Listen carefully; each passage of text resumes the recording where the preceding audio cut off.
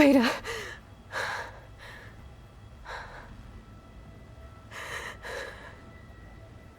Varl.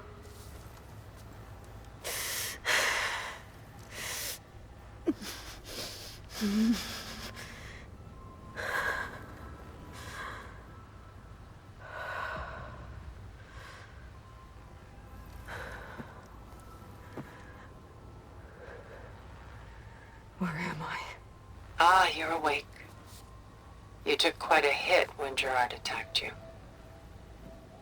I imagine you must still be in a great deal of pain. I can assure you that we are safe. The others can't detect us here. You mean the other Zeniths? You must be Tilda. I wasn't sure if Beta would have told you about me. Where is she? Alive. And while she isn't where she wants to be, not in urgent danger. We must discuss how to get her back, of course, after you've shaken off the cobwebs. When you're ready, take the stairs down the hall and come see me. In the meantime, I'll make breakfast. Breakfast. Okay.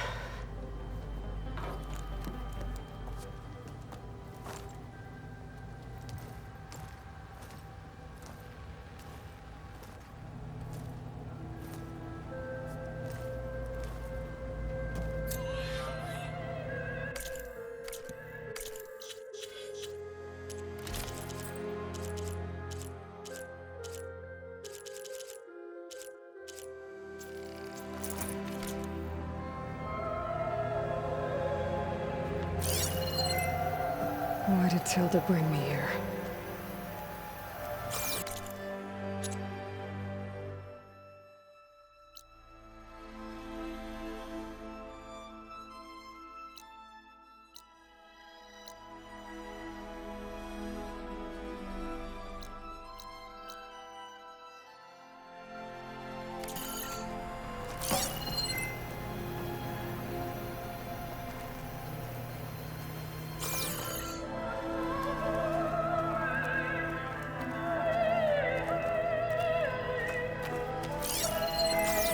What was all this for? Some kind of survival bunker?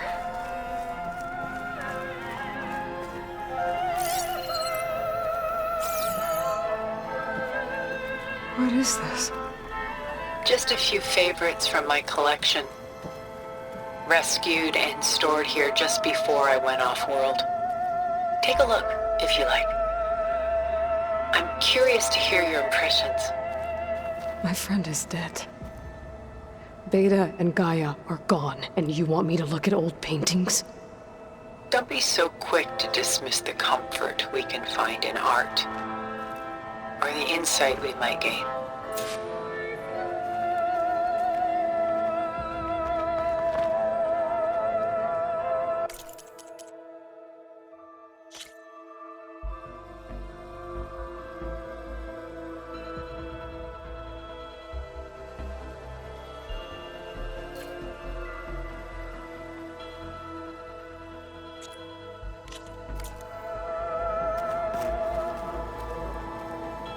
My favorite pairing. On the left is Woman Reading a Letter by Meer, a true master. And on the right is a forgery, Woman Reading Music, which fooled experts into believing it was a priceless original. Early in my career, I became fascinated with such deceptions. Eventually, I developed scanning software that could detect fakes with unparalleled accuracy. Is that how you made enough money to buy your way onto the Odyssey? Oh no. I made my real fortune later. Selene and Endymion. She's the goddess of the moon, whereas he's a simple shepherd.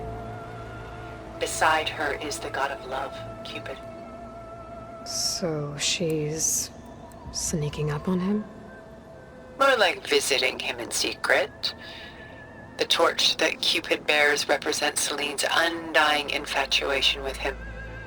Though the two must remain apart, her love will forever burn.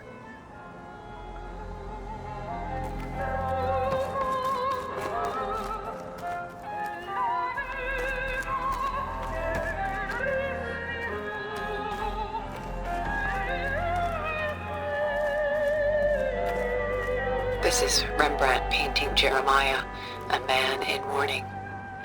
Mourning what? His home. The ancient city of Jerusalem. He foresaw its impending doom, but could do nothing to prevent it. So instead, he saved its treasures from destruction, just as I saved these works. You could say we're kindred spirits.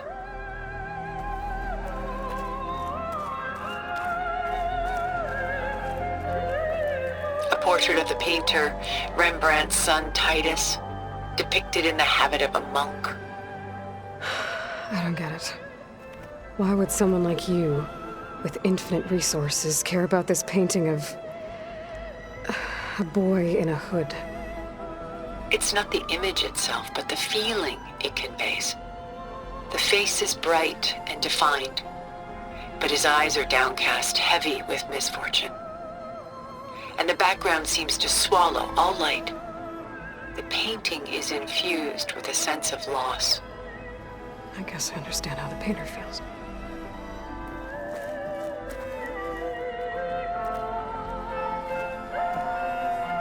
Rembrandt's The Night Watch, by far the most famous painting my homeland ever produced. It was commissioned to honor a militia made up of influential citizens. I guess you must have been an influential citizen. In my day. But not as influential as you've been in this new world.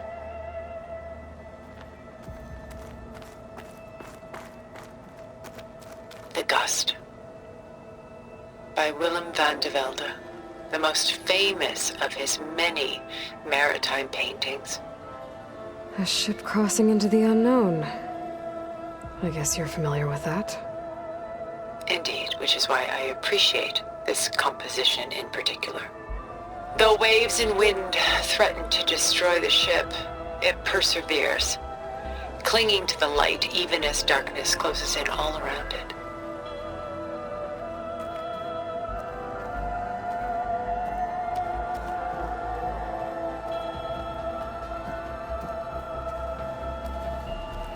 Stunning, isn't it?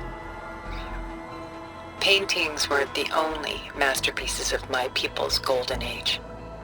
This is Van Vianen's Leaded Ewer, molded from a single sheet of silver. What was it for? How like Elizabeth you are. Function over form. Its practical purpose was less important than its meaning. Van Vianen created it in honor of his late brother, who himself was a famous silversmith. A memorial? Yes. Such beauty from sorrow. A lot of weight on his shoulders. I know the feeling.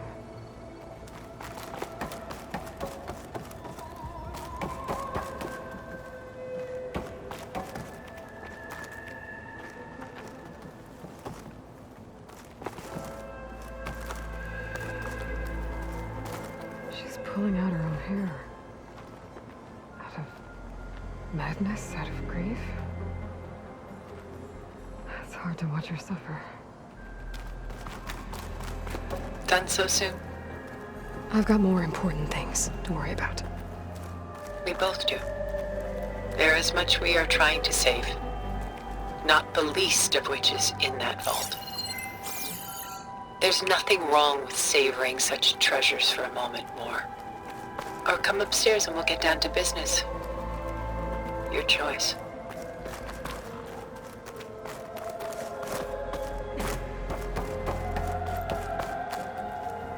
I should move on.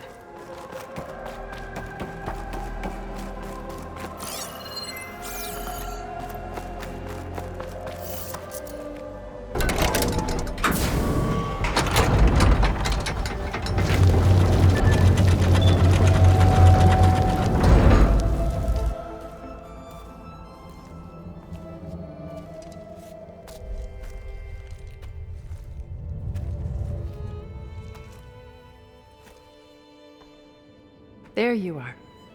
Feeling better? How did you find us? At the cauldron? And what did you do to everyone right before I passed out? All business, I see. Well, suffice it to say we were keeping a very close eye on Hephaestus, knowing we would need it at some point. Your ruse didn't fool us, and as for my little trick, it was an overload of the senses, accompanied by an energy discharge. Gerard and Eric were only momentarily disoriented due to their shields, but it rendered you unconscious while I got you out. Perhaps some breakfast might steady you a bit?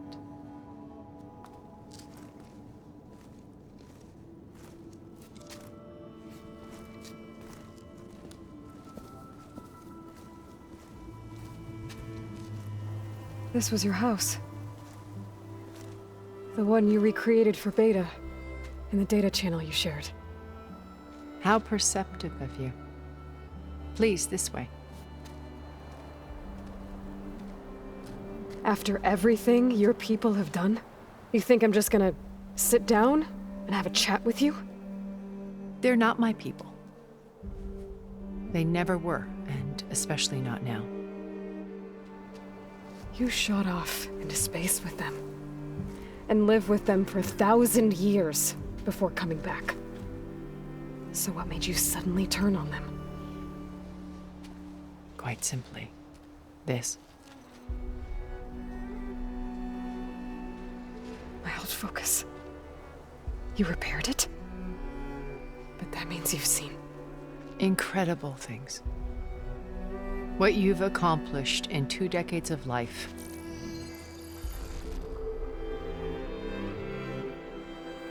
A 1,000 years at my back and I haven't even come close.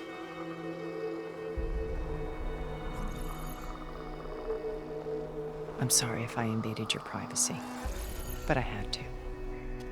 In order to understand. To be enlightened. You truly are Elizabeth's blood. With her drive, her sense of mission, her integrity. Watching all this shamed me for the company that I've kept. Having seen it, all I want is to help you. even if it means stopping your friends? Especially so. Please, sit down.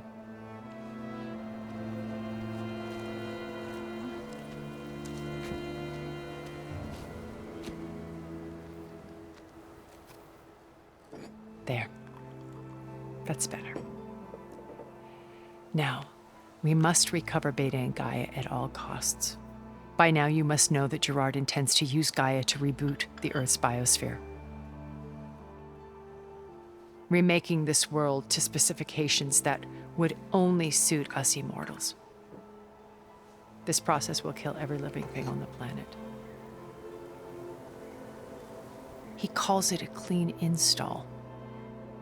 Not if I stop him first. Not if we do. And once he and the others are gone, we can work together to fulfill Elizabeth's dream.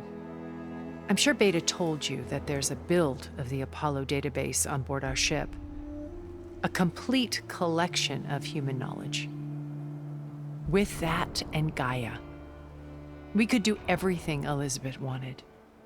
Heal the biosphere, educate the people of this world, uplift them. Create the world she imagined.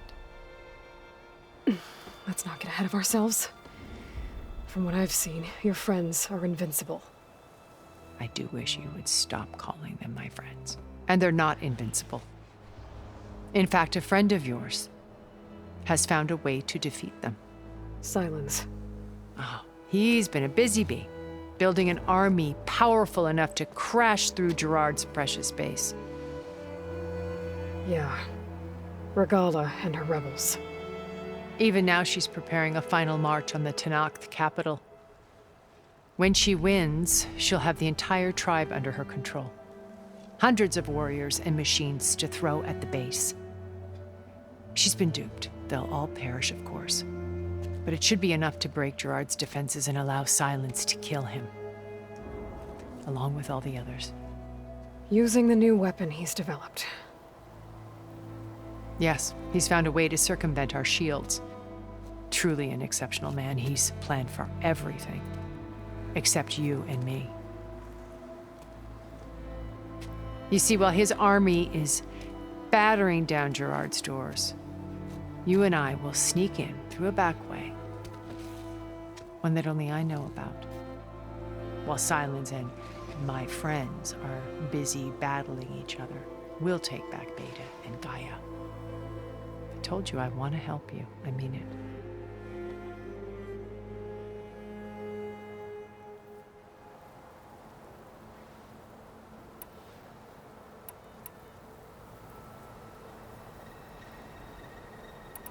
So you knew Elizabeth. What was she like? Liz was everything she was. I see in you. And more. Your ingenuity, your determination, your moral compass. You've managed to distill her greatest qualities and make them your own. I'm not asking about me. Tell me about Elizabeth. What was she really like? The honest answer is that I don't actually know. For all the time that I spent with her, she always kept a part of herself locked away. It was like that from the moment we met. So when you met Elizabeth, she was what? Distant? Aloof? Not aloof. Not exactly. It was a summit in Paris about machine learning, a touchy subject in those days, because regulatory authorities were just starting to clamp down on AIs. Liz gave the keynote address. She had already achieved great renown for her work in automated environmental reclamation. But in her address, she was just starting to imagine the next step, an AI-driven system that wouldn't just act on its programming, but actually take responsibility for its sphere of influence. To care about life. Not just follow orders. Revolutionary stuff. I was fascinated. And I wanted to meet her for a long time. I watched her after her talk. She had spoken with such moral authority, such empathy. But after that, she retreated. I could tell she felt uncomfortable with all of her admirers.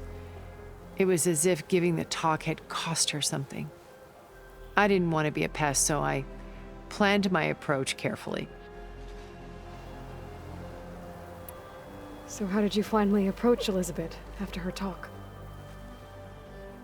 I picked the right moment. The morning of the next day, right as she came back to the conference, she had just had her coffee. She was fresh, rested. It was like she had braced herself for the onslaught of colleagues. I asked if I could walk with her, then put forth a question about her talk that I thought was intelligent. Her answer made me realize it wasn't, but she was very welcoming. Almost as if we were previously acquainted. It was only halfway through the conversation that I realized she knew exactly who I was. It was quite a shock to me. My business was trafficking in secrets, and I took great pains to protect my anonymity. So that was Liz, perpetually one step ahead. I came to view our meeting as a metaphor for our friendship. She always seemed to know me far better than I knew her. I guess I know the feeling.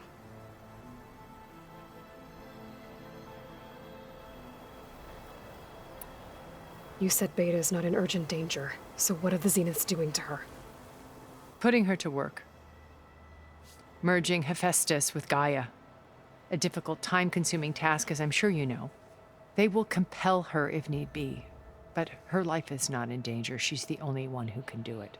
Because you people made her to be nothing but a tool. Gerard's idea, not mine. They always viewed me with suspicion when I attempted any form of kindness towards her. That's why I created the data channel. A virtual place where we could speak in peace. So this channel you shared with Beta, none of the other Zeniths ever found out about it. Gerard believes he's the most cunning of all of us. Even after 1,000 years, he still can't imagine that I would outwit him. The channel allowed me to interact with Beta away from their mistrustful eyes. It offered us a chance to be ourselves. Until you cut off all contact.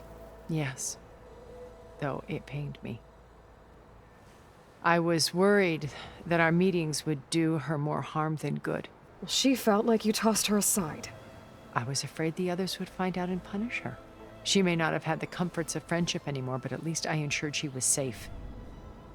I know it seems harsh, but you must believe that her well-being has always been paramount to me.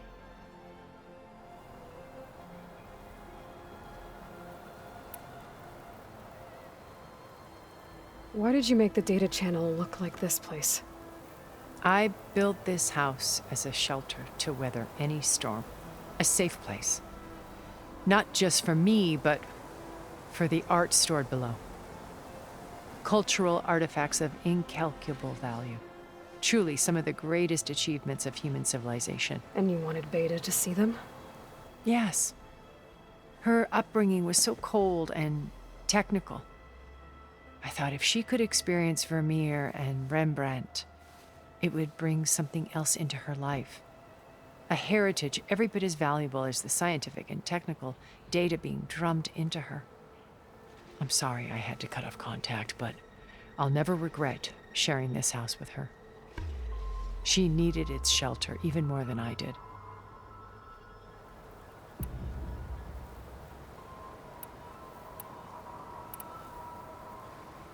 My old focus. How did you find it, let alone repair it? When we encountered you at the Hades Proving Lab, Gerard saw you as a redundancy. I knew better. You were a revelation. After your dramatic escape, bravo, by the way. Gerard and Eric assumed you were dead and gave up the hunt. I wasn't so sure. When the others were busy, I returned to the lab and searched for any trace of you. That's when I found this little treasure. Not easy to repair, but certainly worth the effort. As I watched your life unfold, you were like a splash of color on a worn canvas. What Liz was, and more. Did you show it to the others? Of course not. It was your actions that inspired me to defy them. It's worth noting that if I hadn't found it and watched its contents, I wouldn't have known to save you at the cauldron. You'd be dead. So I should be grateful? If you like.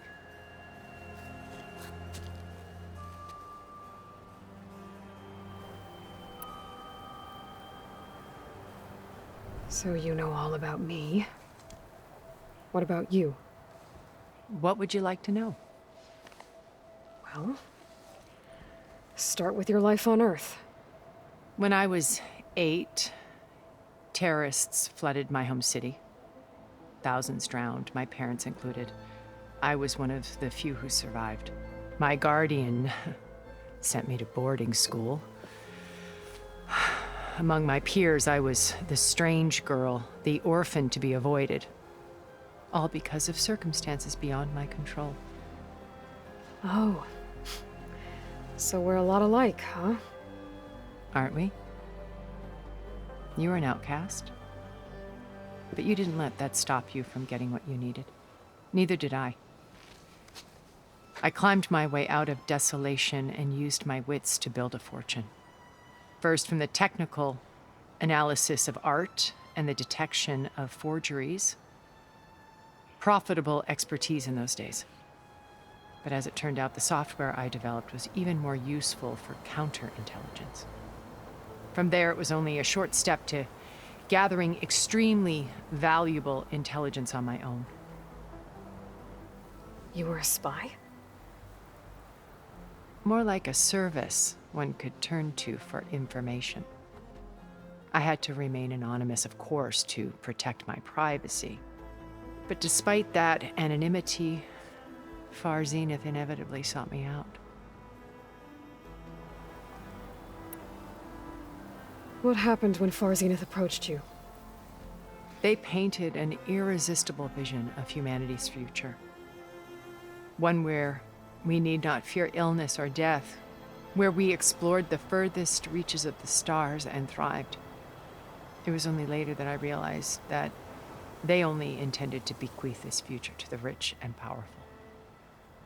By the time I finally figured it out, the walls were closing in, Pharaoh's machines were devouring the Earth. So I accepted Far Zenith's invitation to a berth on the Odyssey. I wanted Liz to come, but she had nobler plans, as you well know.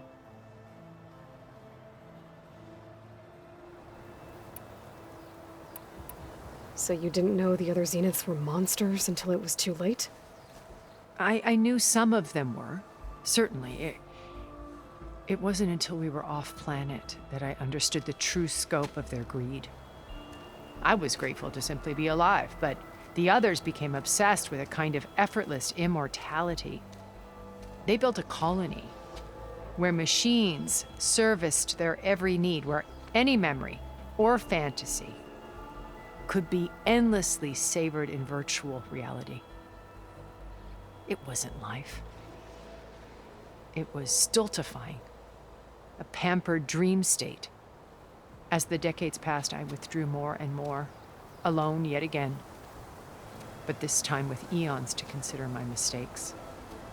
Now finally, having met you, I feel like I have a second chance. To do what? Help you, of course. To fulfill Liz's dream, which isn't so different from Far Zenith's original vision. A better future for humanity.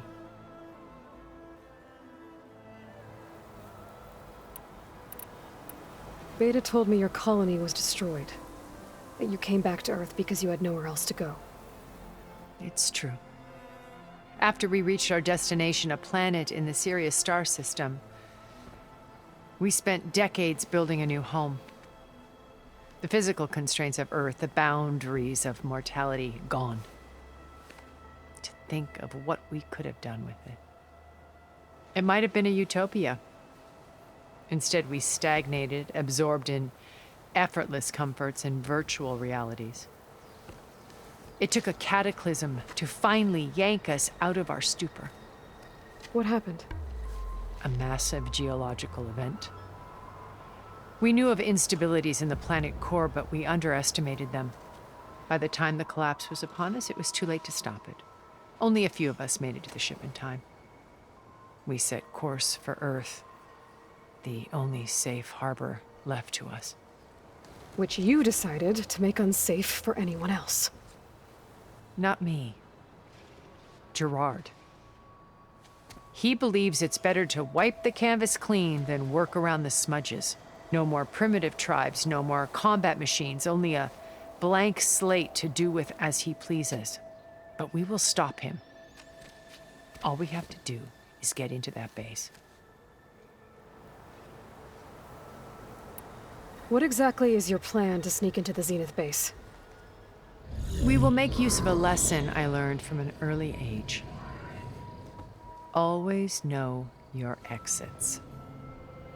In this case, a place where Gerard's new construction meets the ancient foundation, a passage that only I can access. When Silence flings his army at the base, we will enter through this back door, bypassing most of the fighting. The distraction will provide us with a window in which to rescue Beta and Gaia. Once we're inside the base, where will we find Beta and Gaia?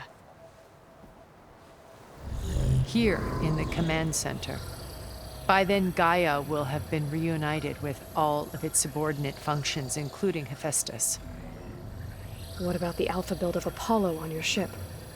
A simple matter of recovery once the others have been dealt with. With that in hand, we'll have everything we need to make this world as it should be. How do you know about Silence's plan? He isn't the only one adept at spyware. You hacked his focus? No, he's too careful for that. But his subordinates? Not so much. He gave additional focuses to the tribals he branded the Sons of Prometheus. The ones working with Regala. By tapping their focuses, I learned about most of his dealings. The distribution of override technology, the arming of Tanakh rebels, and the secret pact with Regala to attack Gerard's base. But how did he come up with a weapon that can take down your shields? That's the one thing I haven't been able to figure out, but however he did it, I'm quite certain it will work. With it and the Tanakh army, victory seems to be within his grasp.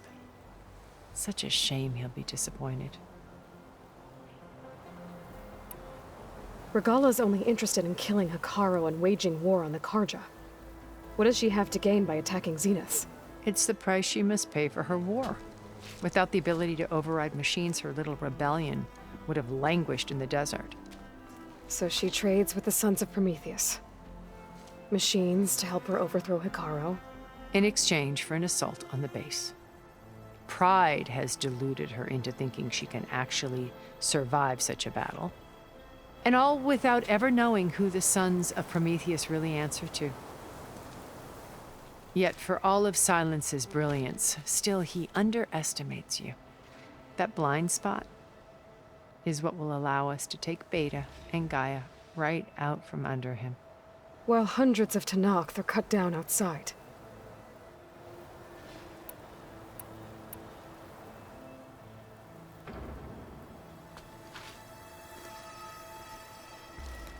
First Varl. Now Hekarro and the Tanakh. Your plan would wipe out an entire tribe.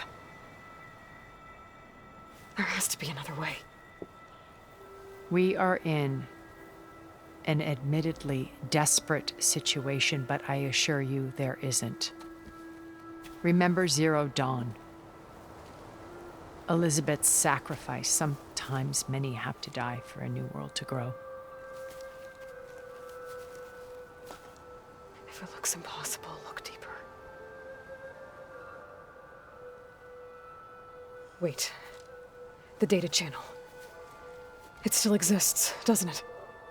I need you to open it. Let me talk to Beta. Impossible. We might be detected. It's worth the risk. There is another way, one where the Tanakh survive.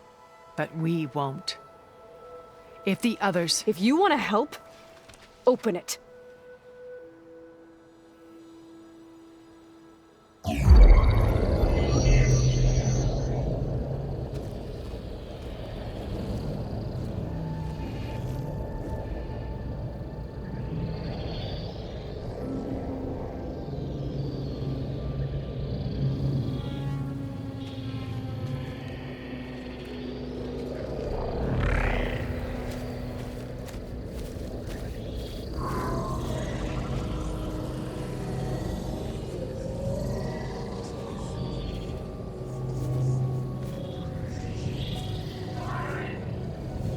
What are they doing to her?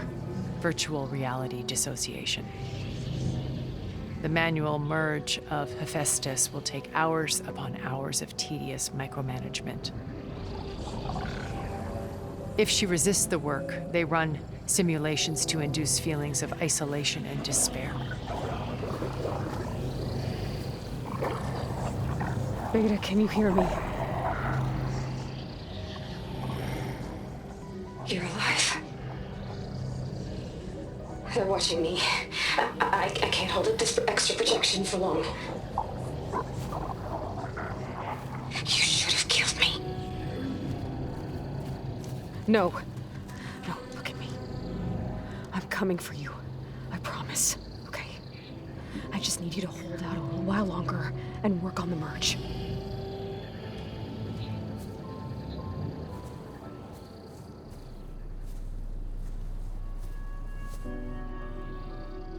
Then I think it can be done. I'll contact again when it's time. Can you hold on? As long as I know you're coming for me, I can endure anything.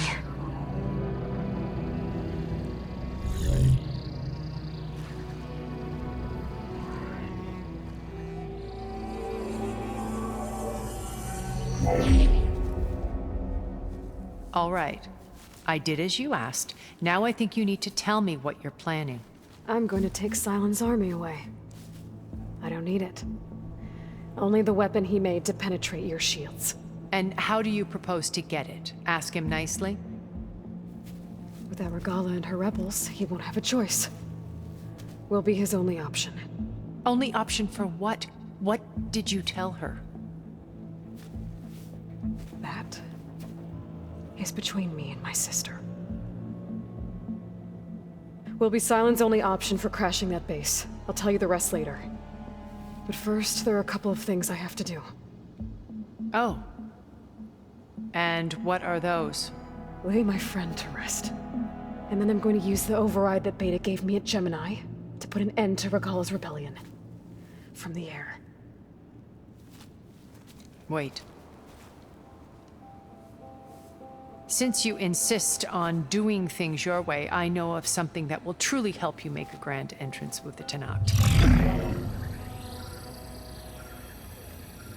The ancient Horus Titans still possess electromagnetic energy cells as part of their arsenal. Drop one of those on Regala's army and they'll receive quite a surprise.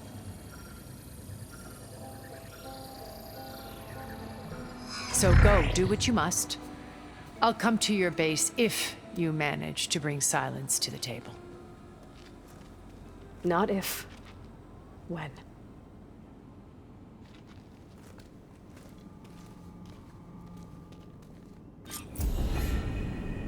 Erend, are you there? Aloy! Aloy, is that really you? Yeah, it's me. Where's everyone else? We're all... we're back at base. What happened? It might be easier to explain in person. I'll try to join you there when I can. Okay. We'll wait here for you. It's good to hear your voice, Aloy.